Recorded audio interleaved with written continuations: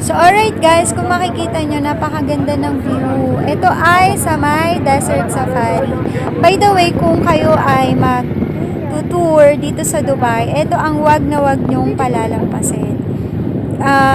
Bago nga pala kami nakarating dyan, sumakay muna kami kasi nasa gitna mismo yan.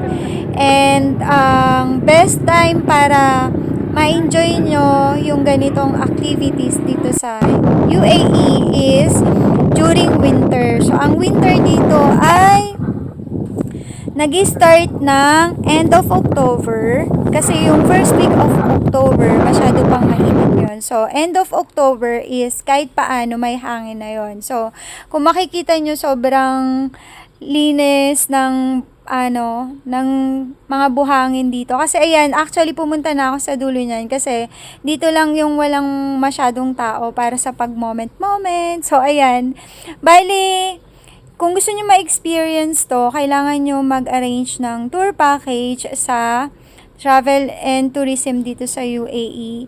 Kung nasa budget lang kayo, ang price ng tour package dyan is mga nasa 50 to 60. 50 to 100, depende sa travel agency na pagkukuhanan nyo.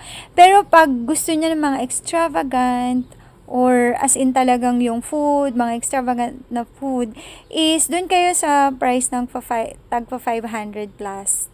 500 AED. So, kung dun sa 50 to 100, meron na yung kasamang unlimited food. And they assist naman kayo ng mga staff dyan. Tapos, etong mga staff, dadalhin kayo kung saan yung table ng bawat travel agency na kumuha sa kanila. And, ang food dun is unlimited food. So, dahil tapos na kaming kumain, ang ginawa namin is in-enjoy namin yung moment. And, ayan, may mga pa-drone shot tayo. So, since bawal ang drone dito sa UAE, hindi tayo allowed na gumamit ng drone. So, ang ginawa namin dyan is, gumamit lang ako ng selfie stick and tinatakbo-takbo ko lang yung pinsan ko para magkaroon ng ganyang shot. And, actually kasi ang travel agency or yung tourism agency na pagkukuhanan nyo, bibigyan din naman kasi kayo ng time para ma-enjoy nyo talaga yung moment dun sa desierto. And kung makikita nyo, wala na talagang halos na tao dun sa pinagawa namin kasi nandun kami sa dulo. And yung mga activity dun sa 50 to 100 dirhams, hindi pa po kasama yung mga activity na pwede nyong gawin dyan. So, kumbaga, babayaran nyo pa siya dun mismo sa area ng mga may activities. Ano ba yan? Naguguluhan na ako. So, yan. Ang is in-enjoy lang namin yung moment. Tsaka pagka nag-i-start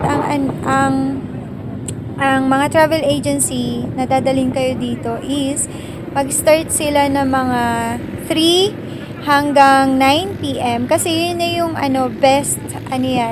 best weather para dalhin kayo dito sa gitna ng desert. Kasi pagka paatras masyado pang mainit yon. Kaya tsaka ang maganda dito is paggabi doon may magpe-perform. At ito yung sasakyan nyo para hiluhin kayo ng driver para makarating kayo sa pinakagitna. And ayan na yung mga ayan na yung nagpe-perform sa gabi. Ang galing ng mga nagpe-perform dito kasi as in tingnan nyo naman yung ginagawa nila, parang nakakahilo. Ilang minuto yung ganyan. Tapos may mga babae din na nagsasayaw.